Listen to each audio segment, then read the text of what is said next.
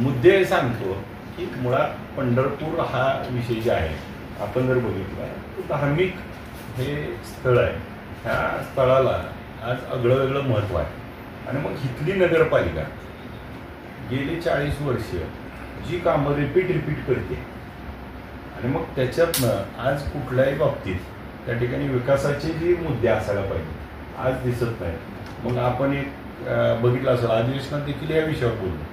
आज नमामि चंद्रभागेच्या बाबतीत पाठपुरावा केला का आम्ही? आमच्या पंढरपूरचं सगळं गटरीचं पाणी जर नदीत मिसळत असेल, त्यात भाविक जर आंघोळ करत असतील तर मग नगरपालिकेचं अपयश नाही का? आज घरात प्रत्येकाच्या पाणी मिळतंय का? प्रत्येकाच्या नळानं पाणी मिळतंय का? आज मिळत नाही. मग पाणी जर आज आम्ही देऊ शकत नाही आणि मग 25 लाख लोक आल्यावर आम्ही पाणी देऊ शकतो का? तर त्यावेळेस कलेक्टर, त्यावेळेस सगळे अधिकारी, पालकमंत्री, मुख्यमंत्री ह्याच्यात नियोजन करतात. मग त्यावेळेस सगळ्याला पाणी मिळतं आणि 12 महिने आमच्या नागरिकाला पंढरपूरच्या पाणी मिळत नाही. हे नगरपालिकेचा अपयश नाही का? पंढरपुरातली घाण, कचरा, वारी इतकी स्वच्छ राहते आणि वारी झाल्यावर घाण स्वच्छ तर होत नाही. म्हणजे नगरपालिकेचं आणि तिथल्या असणाऱ्या सत्ता जी कुणाही केली त्यांनी बसवलेल्या सिस्टीमच आहे ना. आज गेल्या 3 वर्षात आपण बघतोय की प्रशासक आहे. आज प्रशासक असताना जी तिथे निर्णय घेतले जातात त्या निर्णयामध्ये मनमानी होत नाही का? आज त्याचे टेंडर कोण घेतंय, रस्ते कोण करतंय, क्वालिटी काय आहे, रस्त्याची दिलेल्या वेळेत कामं झालीत का, ह्याच्यावर कोणच बोलत नाही. आणि मग नेमकं कुणाला काय पोचतंय ही पण महत्वाचं आहे. आज पाणी पुरवठ्याची योजना आता 146 कोटीची मंजूर झाली आहे. त्या 146 कोटीचं काय? बरं, पहिली योजना आहे त्याचं काय? तुम्ही बघितलं लिंक रोडला जाताना नगरपालिकेची जागा आहे, त्याचा टर्न मारलाय मला. मग नगरपालिकेला जर कळत असेल ह्या शहराचं चांगलं व्हावं तर नगरपालिकेने स्वतःची बिल्डिंगच मागं बांधली असती ना. तुम्ही पाणी पुरवठ्याचं बघा तिथं बाहेर आहे. मग मला सांगा, जर आपल्या शहराचा रस्ता जर सरळ होत असेल तर नगरपालिकेने स्वतःची जागा मागे सरकून घ्यायला पाहिजे अतिक्रमण, आणि मग गावाचं अतिक्रमण काढा म्हणून बोंबलती. ह्या विकास शून्य नियोजन आहे काय सत्ताधाऱ्यांचं वाटतंय हो तुम्हाला? कारण पहिल्यांदा रस्ता होतो, नंतर ड्रेनेज होतं, परत रस्ता होतो, परत अजून उरली सुरलेली साईडच्या पट्ट्या असं. म्हणजे काय आहे तर यांच्याकडे फ्युचर प्लॅन नाही. इथं काय लागणार आहे माहित नाही, इथून युटिलिटी काय जाणार आहेत माहित नाही. त्या युटिलिटीची आजच प्रोव्हिजन केली तर तो सिमेंटचा रस्ता, डांबरी रस्ता खोडला जातो आणि मग केलेल्या कामावर पाणी टाकलं जातं. दुसरी गोष्ट, पंतप्रधान आवास योजना 992 घरं, 892 घरं, आणि मग त्याला कुणी आडकाठी घातली आहे? कुणाचं कमिशन मिळलं नव्हतं, ज्याच्यासाठी ही योजना बंद पडली. आज 80% पूर्ण योजना आहे, घरं राहिल्यात, लोकांना आता उद्या ताबा मिळणार होता. आणि मग कशासाठी कॉन्ट्रॅक्टर गेला? मग कॉन्ट्रॅक्टर कुठला आहे? गुजरातचा. महाराष्ट्रात मराठी माणूस नाही का? गुजरातच्या कॉन्ट्रॅक्टरला आणून काम कोणी दिलं होतं? आणि मग त्यांचं किती टक्केवारीत कसं पिचकटलंय ही समोर येईना. मग आता ते कोर्टात गेले, आता त्याला आर्बिट्रेशनमध्ये गेले आणि काम बंद पडले. मग नगरपालिकेनं त्यांना त्या काळात 6 कोटी रुपये दिले. कुठल्या अधिकारात दिले? तर ह्या गोष्टीवरती पुढच्या काळात बोलल्याशिवाय आम्हाला पर्याय नाही. म्हणजे आता ही जी अव्यवस्था आहे, परिचारक गट सत्ताधारी इथला आहे, त्यांच्या विरोधामध्ये मग काय सगळेजण सर्वपक्षीय आघाडी करताय की कुठल्याही परिस्थितीत नगरपालिकेत तुम्ही स्वबळावर लढताय काय? कारण तुमचं आतापर्यंत पहिले तुम्ही स्वबळावर लढता. मुळात माझा मुद्दा असा आहे की विधानसभा निवडणूक ही माझ्यासाठी होती, मला आमदार करायसाठी होती. पण मला ज्यांनी आमदार केलं, ज्यांनी त्यात माझ्यासाठी कॉन्ट्रिब्युशन केलं, त्यांची ही निवडणूक आहे. त्यामुळे त्या निवडणुकीत माझा कुठलाही इगो, मला स्वबळ वगैरे न म्हणता त्या माझ्या सहकार्यांना निवडून आणण्यासाठी जे करावं लागेल, मग त्यासाठी 2 नाही 10 पावलं मागू शकतो आपण. पण त्या कार्यकर्त्यांनी, ज्या माझ्या सहकार्यांनी मला निवडून आणले, ज्यांनी माझ्यासाठी रात्रंदिवस त्यांच्यासाठी मला कमीपणा घ्यायला काही अडचण नाही. एकंदरीत ती लोक त्या कारभारात गेली पाहिजे, नवीन नेतृत्व तयार झालं पाहिजे आणि सत्ता मोडून काढून नवीन त्या ठिकाणी लोकांना संधी मिळाली पाहिजे. त्यासाठी माझी कुठलीही, आणि मी त्या संदर्भात बैठक देखील घेतलेली, त्या बैठकीत त्यांना देखील सांगितले की माझी कुठली अट्ट नाही, आपण तुम्हाला सगळ्याला ह्यात मी तर उभारणार नाही, उभारणार आहेत त्यांच्या पाठीशी आम्ही खंबीरपणे उभारू आणि तिथला कारभार चांगला करून पंढरपूर वासियांच्या स्वप्नात असलेलं पंढरपूर जे भविष्याच्या दृष्टीनं आपल्याला मोठी मोठी शहराची नाव घेतली तसं पंढरपूरचं नाव आपण घेतलं पाहिजे. गेल्या काही दिवसापासून अवताडे परिचारकांच्या मला संघर्ष आपण पाहिला तर तुम्ही अवताडेंना पण ऑफर देताय की या पंढरपूरच्या विकासामध्ये सामील व्हा तुम्ही सुद्धा. तुमचे म्हणजे पोटतिडकीने बोलताय की राजकीय म्हणून त्याला तुम्ही आमंत्रण देताय? मुळात आता ते आमदार आहेत, दुसरी टर्म आहे त्यांची, पण आज जर आपण बघितलं तर त्यांना जे काय एस्टॅब्लिश होणं अपेक्षित होतं किंवा निर्णय प्रक्रियेत ते असणं जे दिसायला पाहिजे ते दिसतं का हे आपण सगळेजण जाणता. मग असं आहे की जर त्यांना तिथं जर काही होत असेल तर आपण एक मैत्रत्वाच्या नात्यानं हात पुढे केला पाहिजे. आणि जर त्यांना जर वाटत असेल की इथं काय जर चुकीचं घडतंय आणि त्यांना जर वाटत असेल बरोबर घडतंय, राजकीय सेटलमेंट असेल, ॲडजस्टमेंट असेल, तर तो त्यांचा निर्णय घेतील. पण त्यांना जर या शहराबद्दल यांच्या ह्या सत्तांतर होण्याबद्दल जर काही आत्मीयता असेल तर ते आमच्यासोबत येतील. त्यामुळे तो बॉल त्यांच्या कोर्टमध्ये. आता भालके परिचारक की भालके अभिजित पाटील तुमच्या पण काय 2-3 वेळा बैठका झाल्यात म्हणून कळतंय भालकेंशी, काय चित्र दिसतं? मुळात त्यांचे जे सर्व सहकारी आहेत, माझे सहकारी, आम्ही सगळे एकत्र बसलो आणि त्यांची चर्चा केली. तर त्यांना मी सांगितलं माझी कुठली अट्ट नाही, तुम्ही जे निवडून येणारे उमेदवार आहेत त्यांच्या पाठीशी आम्ही उभा राहू आणि मग त्यांनी एकत्र आले सगळे तर एकत्र घेऊन लढू.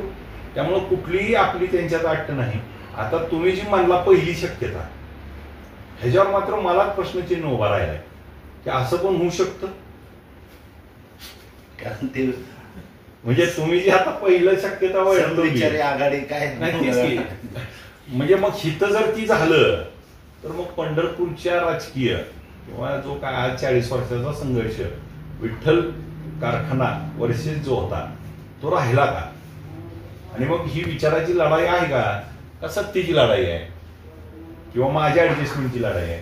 आम्हाला तर काहीच नव्हतं. आम्ही सामान्य कुटुंबातला आलो, उभा राहिलो, लढलो. लोकांनी का स्वीकारलं तर आम्ही ज्यांच्या विरोधात ही विचारधारा आहे त्या विचारधारेशी एकरूप आहे म्हणून आम्हाला स्वीकारले लोकांनी. मग आता ती जर विचारधाराच आपण बदलणार असू तर लोक किती स्वीकारतील ह्याचा पण आपल्याला परीक्षण करण्याची वेळ आहे. दुसरी गोष्ट सत्ताधारी, राज्यातले जे सत्ताधारी आहेत त्यांचे विशेष लक्ष आपल्याकडे दिसते सध्या. कुठलीही गोष्ट असू द्या, म्हणजे विधानसभा असू द्या किंवा कामाच्या बाबतीत असू द्या किंवा तुम्हाला जो रिस्पेक्ट मिळतोय तर तुम्हाला काय ऑफर आहे का त्यांची? म्हणजे असं नाही, मुळात एक गोष्ट आहे, काम करणाऱ्या माणसाला हे कुठल्याही गोष्टीची गरज पडत नाही. काम करत असताना मी सातत्यानं त्यांच्यासोबत आहे. मुख्यमंत्री असतील, उपमुख्यमंत्री असतील, संबंधित मंत्री असतील, मी टू द पॉइंट आणि मेरिटचे प्रश्न घेऊन जातो. मी वैयक्तिक काय माझं काम घेत नाही, मी काय भानगडीत पडत नाही. माझी इमेज सगळ्या जगापुढे आहे. त्यामुळं मी माझ्या मतदारसंघातले, जिल्ह्यातले जे प्रश्न आहेत आणि त्या प्रश्नावरती त्यांनी तोडगा निघाला पाहिजे प्रतिनिधी म्हणून त्यांच्याशी संवाद ठेवणं आणि राज्याच्या प्रमुखांशी बोलत राहणं हे सत्तापक्षी किंवा विरोधी. आता परवा आपण बघितलं की मुख्यमंत्री महोदयांचा वाढदिवस होता, त्या दिवशी पवार साहेबांनीच त्यांचं कौतुक केलं. मग पवार साहेबांचीच आम्ही पाहिजे आहे, त्यांनी जे शिकवण दिली तीच आम्ही पुढे चाललोय. अधिकारी इथं काम करायला नको असं म्हणते, असं चर्चा आहे की ह्या दोन्ही आमदारांच्या मध्ये ह्याचं ऐकायचं का त्याचं ऐकायचं? दोन्ही कोणते?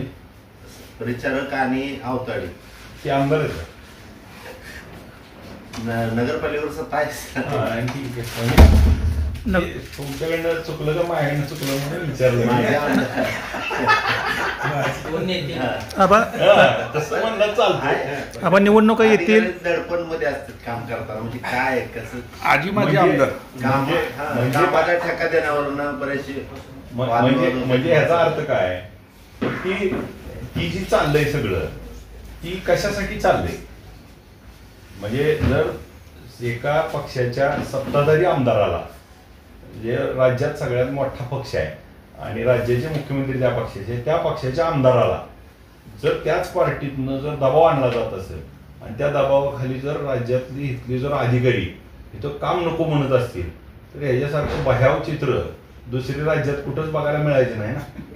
आणि मग ही जर अशा काही गोष्टी घडत असतील आणि अधिकारी जर इथून पळ काढत असतील तर मग आमदार नसणाऱ्या लोकांची दहशत किती आहे ह्याचा त्या ठिकाणी प्रचितीच आपल्याला इथं.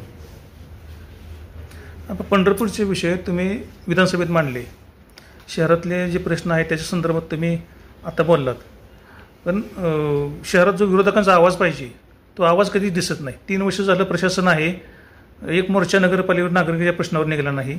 विरोधक म्हणून तुम्ही असाल किंवा आणखी जे तुमचे भविष्यातले किंवा जे काही दुसऱ्या समविचार आहेत ते सगळे शांत का असतात एरवी? मुळात एक गोष्ट अशी आहे की आपण बघितलं असेल तर गेले 3 अधिवेशनात मी माड्याचे जसे प्रश्न घेतले तसे पंढरपूरचे घेतले. सर्वोच्च ठिकाणी विधिमंडळ आहे तिथं मी तो प्रश्न मांडला. मांडत असताना आपण जर बघितलं तर कोणते कोणते विषय आहेत त्या प्रत्येक विषयाला म्हणजे CO असेल, तिथे संबंधित अधिकारी असतील, तिथले प्रशासक प्रांत असतील, यांना प्रत्येक गोष्टीवर किंवा तुम्ही वारीच्या बैठकीत बघितलं असेल तर वारीच्या बैठकीत देखील मी त्याच्यावर सारख्या सूचना देतो. एक साधं उदाहरण सांगतो. शेटे पेट्रोल पंप आपल्याला माहिती आहे. शेटे पेट्रोल पंपाच्या तिथं मध्ये एक सेंटरला डाम होता लाईटचा, आणि मी तिथं जाऊन फेसबुक लाईव्ह केलं होतं आणि मी तिथं सांगितलं की हा डाम गेले 20 वर्ष झाले आणि पालखी झाली तर तो डाम बदलला पाहिजे. मग आता मी आमदार आहे त्यामुळे मी ते काम करून तो डाम शिफ्ट झाला. एक डाम करण्यानं होत नाही, पण ही 20 वर्ष काय झोपली होती का? एका आमदाराला तिथं जाऊन तिथं फेसबुक लाईव्ह करून डाम काढेपर्यंत ही जी नगरपालिकेतली जी सत्ता भोगणारी लोक ती काय झोपली होती का? मग प्रश्न असा आहे, आता तुम्ही बघा आजचं उदाहरण घ्या, TVS शोरूमच्या समोर गटरीत किती जाम झाले. मग हे विषय नाहीत का? लोकांच्या नागरिकांच्या जीवनाशी विषय आहेत.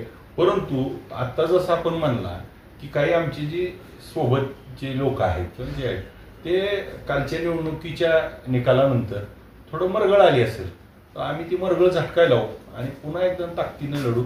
मी तर लढतोयच आणि त्यांना सोबत घेऊन लढू, जेणेकरून विरोधकाची भूमिका ही त्या ठिकाणी मांडली पाहिजे. ही लोकशाहीचा मूलभूत मंत्र आहे की सत्ताधाऱ्यावरती अंकुश ठेवण्याचं काम विरोधकांनी केलं पाहिजे. आणि मग जर सत्ताधाऱ्यावरती अंकुश विरोधकाचं नसेल तर सत्तेला माज येतो आणि तसा प्रकार इथं झाला असं दिसतं आपल्याला.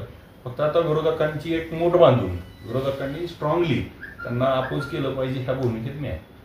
जिल्हा परिषद पंचायत समिती निवडणुकीत आपली काय भूमिका असेल, नाही धोरण काय पुढचं? नगरपालिकेला ज्या पद्धतीने एकत्र येता येईल किंवा जिल्हा परिषद पंचायत समितीला आलो एकत्र तर सगळ्याच याला एकत्र येऊ. राहायला प्रश्न काय तर सगळ्यांना एकत्र घेऊन ही जिल्हा परिषद पंचायत समिती असेल, नगरपालिकेचं आघाडी करून असेल, समविचारी असेल, कसं करायचंय ते सगळ्याच्या मतानं त्याच्यात कुठली आडत न घेता. मग जसं मगाशी साहेबांनी विचारला प्रश्न, मग तिकडचे जरी आम्हाला येत असतील सत्ताधारीतले सोबत तर आघाडी करून लढा काय अडचण. ज्यांना जी नको आहेत त्यांच्या विरुद्ध लढायचे. परिचारक सोडून सगळे चालणार का? 100%. आमदार म्हणून 3 तालुक्याचं प्रतिनिधित्व करताय, लक्ष कुठल्या तालुक्यावर जास्त आहे? मुळात एक गोष्ट आहे की एखाद्या लोकप्रतिनिधीला ज्या मतदारसंघाने निवडून दिलंय त्या 134 गावावरती आपल्याला लक्ष ठेवणं काम आहे. त्याच्यामध्ये तालुके किती आहेत हा बॅरिकेड्स येतच नाही. 134 गावाच्या लोकांना न्याय देणं माझ्या मतदारसंघातल्या ते काम करतोय. त्यामुळं कुठल्या तालुक्यावर अधिक लक्ष आहे असा प्रश्नच येत नाही.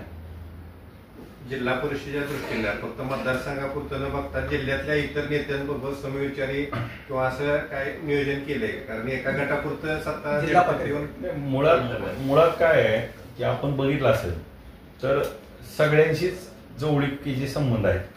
त्याचा बघा पंढरपूरची 8 जिल्हा परिषद, माढा तालुक्यातल्या 7 जिल्हा परिषद,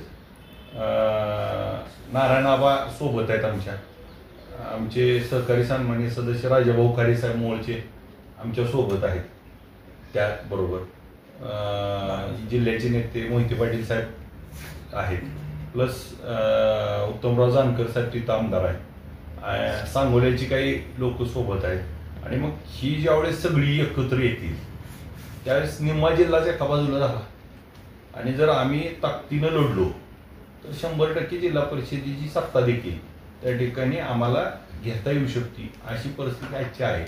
आणि त्याच्यामुळं ह्या सगळ्याला सोबत घेऊन ह्या निवडणुकीमध्ये ज्यांनी आमच्यासाठी कष्ट केलंय सकाळी त्यांना त्या ठिकाणी संधी मिळाली पाहिजे ह्यासाठी हेवेदावे न ठेवता कुणाला कुठं घ्यायचंय ऍडजस्टमेंट करून सगळ्याला सोबत घेऊन तिथं संधी मिळवण्यासाठी आम्ही प्रयत्न करू.